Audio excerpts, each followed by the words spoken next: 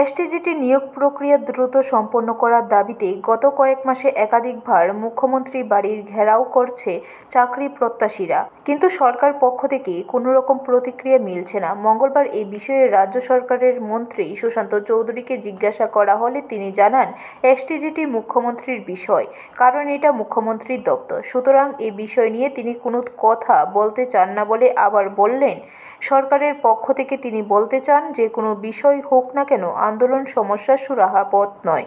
বর্তমান সরকার আইন কানুন মেনে চাকরি দিচ্ছে, যাতে কোনো চাকরি 10,323 না হয়।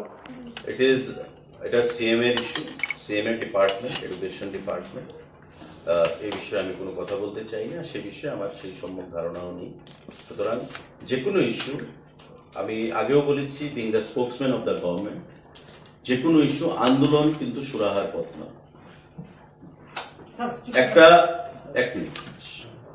একটা শ্রেণী থেকে কি বলা হয়েছিল, GRBT GRBT GRBT, group C group D. আমরা যখন চাকরি দেব, কোনো চাকরি ভবিষ্যতে যেন কোনো চাকরি না যায়, সেটা চিন্তা করে সমস্ত কিছু আইন কানুন মেনেই আমরা দেব। ব্যুরো রিপোর্ট, খবর ত্রিপুরা।